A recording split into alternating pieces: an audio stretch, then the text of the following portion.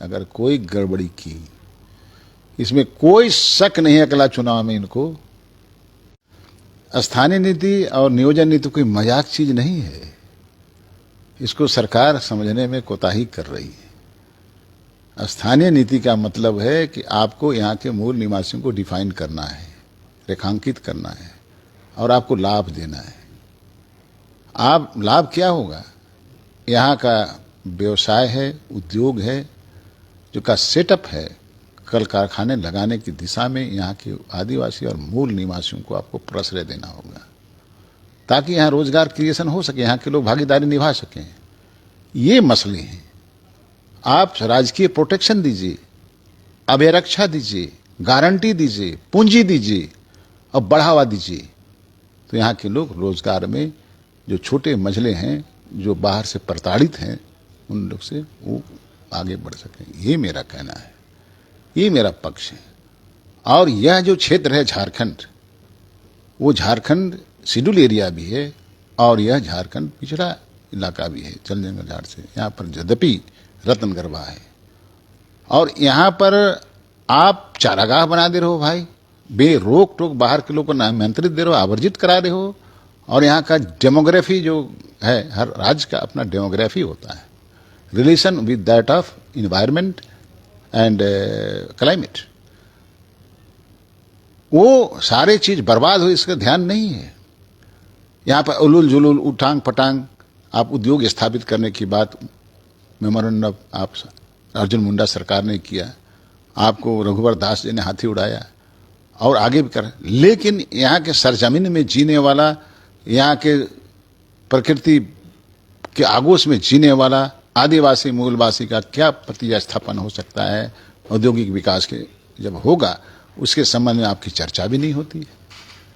तो ये सारे मसले एक साथ हैं यहाँ के लोग। लेकिन क्या नहीं लगता कि बीच में जो आवाज बुलंद थी, जो लोग एकजुट हो रहे थे, अब वो अलग अलग हो रहे हैं? चाहे गीताश्री उरांव की बात करें, अमित महतो की बात करें या फिर जयराम, तमाम लोग अलग अलग अपने अपने तरीके से अब इस आंदोलन को आगे बढ़ा रहे हैं। जो मजबूती थी वो कम पड़ रही है। देखिए, आपने हम लोग को देखा होगा, 30 अगस्त से हमारी बैठकें शुरू हुई है और हमारा भटकाव नहीं हुआ है। हमने कोई आंदोलन नहीं किया, कोई रैली नहीं की, लेकिन जो रैली किए हैं वही बताएंगे कि क्या उनका क्या उद्देश्य है, क्या है। रैली हुआ कि ये जो बिहारी मूल की भाषा है को इन्होंने इंट्रोड्यूस किया नियुक्ति नियमावली में, जो आपको स्थानीय और नियोजन नीति का एक अंश है। उसमें की लड़ाई लोग लड़ना शुरू कर दिए और लड़ाई ऐसा आग पकड़ा, चूंकि सीधे तौर पर बोकारो और धनबाद उस इलाके में इसका असर पड़ता था, तो लोग आगे बढ़े और वहाँ ये मसला हट गया, ये भाषा को हटा दिया।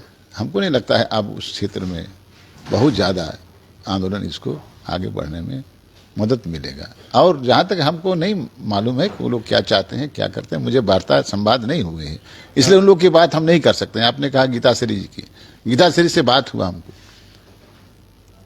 इधर हाल में, तो उन्होंने कहा कि हमसे थोड़ा हम वो लोग विस्तार से बताया नहीं, इसलिए मैंने उस पॉलिटिकल पार्टी में ज्वाइन किया। उसने तो अपना संविध विच्छेद भी किया, तो सामाजिक आंदोलन में कूदी हुई है।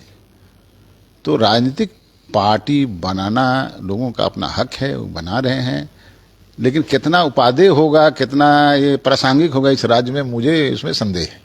लेकिन जेएमएम की अगर हम बात करें तो मुख्यमंत्री जी ने स्पष्ट कहा कि एक सीधे 1932 संभव नहीं है, क्योंकि सर्वे सेटलमेंट का हवाला दिया उन्होंने।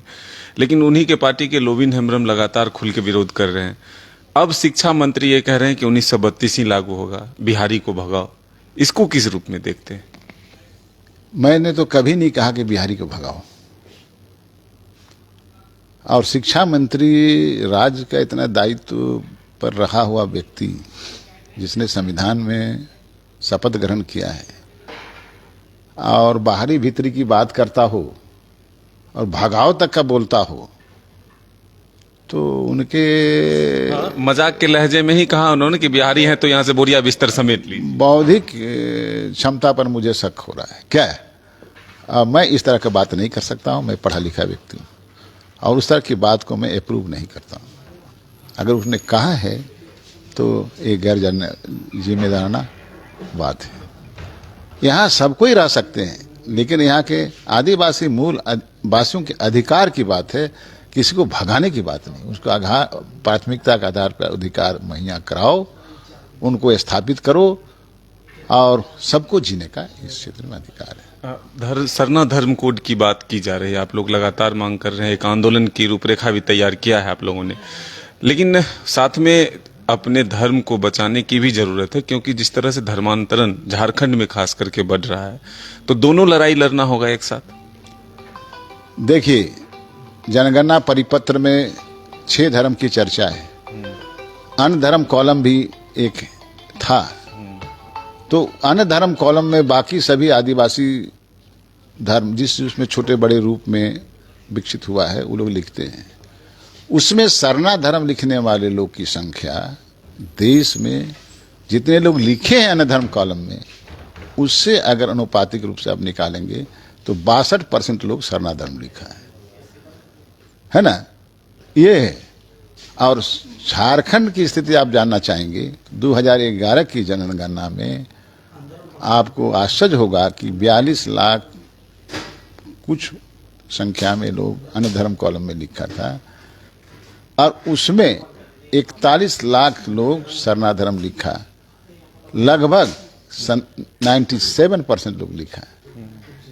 तो और इस तरह के सरना धर्म के परिवेश में, है ना, परिवेश में आपको 100 से अधिक कम्युनिटीज जो हैं, जनजाति कम्युनिटी कांग्रेगेट कर गए हैं, एक रूपता में लोग सहमति दे दिया है और ये धर्म को अब रोका नहीं जा सकता है। ये सबसे बड़ा आधार है। देश में 49,57,000 लोग 2011 की जनगणना में सरना धर्म लिखा है और इतनी बड़ी और संख्या में लोग लिखने वाले को आप नकार रहे हो, तो कहीं ना कहीं आप अप्राकृतिक काम कर रहे हैं, उनके हकदार के खिलाफ काम कर रहे हैं। आपको जानना होगा हमारी संख्या करोड़ों में है, हमको नकार करके आप क्या करना चाहते हैं? ये हमारा धर्म को आपको मान्यता नहीं देने की बात है। आपने जो दूसरे धर्म को आपने जनगणना परिपत्र में उल्लेखित किया है तो हमको भी करो, ये मेरा डिमांड है। मान्यता तो हमारा अपना है, हमारा मान्यता को दूसरा कोई चेंज नहीं कर सकता है। कोड वो मिलना चाहिए। साथ ही स्थानीय नीति को लेकर के भी उन्होंने स्पष्ट तौर पर कहा कि झारखंड में जो लोग हैं उन्हें किसी भी तरह से डिस्टर्ब करने या यहाँ से जाने की बात हम नहीं करते, लेकिन हमारा जो हक और अधिकार है वो हमें मिले, इसके लिए हम सबों को लड़ाई लड़नी चाहिए। अपने सहयोगी विकास के साथ मदन सिंह, न्यूज